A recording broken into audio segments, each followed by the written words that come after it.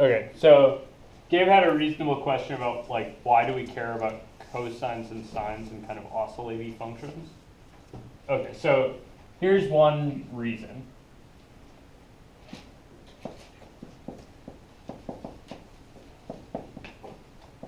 So here's a chart of daily temperature, right? What does the temperature do during the day, basically? Like, so I'm just going to say there's time 0, right? Which is whenever you start. So 12:01 a.m., right? Okay, and where's the end of this thing going to be?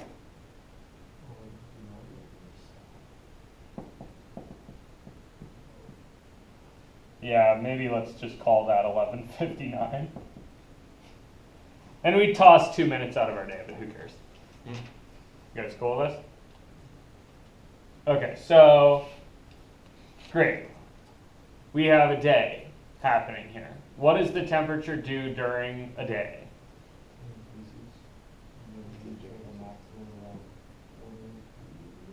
Yeah, so it's cold, right, at 12:01 a.m. And then it gets warmer till it gets to like, I don't know, maybe a little bit past noon, right? And then it gets colder again. And it basically is as cold as it's going to be at the ends and warm in the middle. Well, isn't it actually, yeah. Right, I mean, this isn't quite perfect, but this is like rounding, right? Yeah. Yeah. Okay, so this is daily temperature fluctuation, right? It does some kind of one period of a sine function. And so I would expect, right, if I just did day stacked after day, right, I would expect my temperature to do this.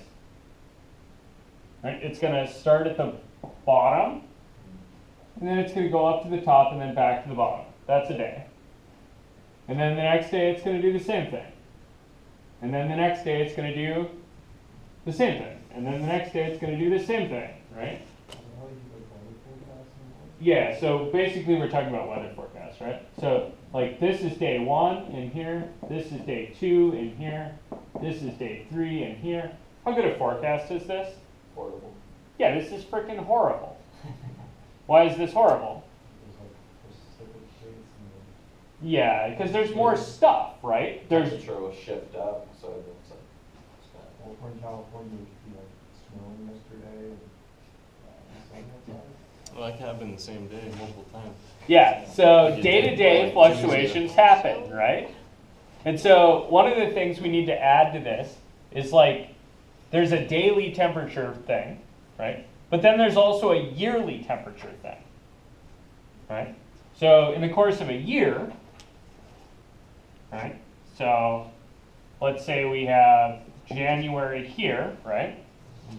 And then January there again. What's your temperature look like in between those two? Cold, warm. Yeah, it's cold and then it's warm and then it's freaking cold again, right? So you've got something like this going on. We're not one big sine graph though, that's the thing. We're a graph like this, right? The dailies added to the yearlies. You guys see that? And so if you add that graph and this graph together, you get something that looks like this.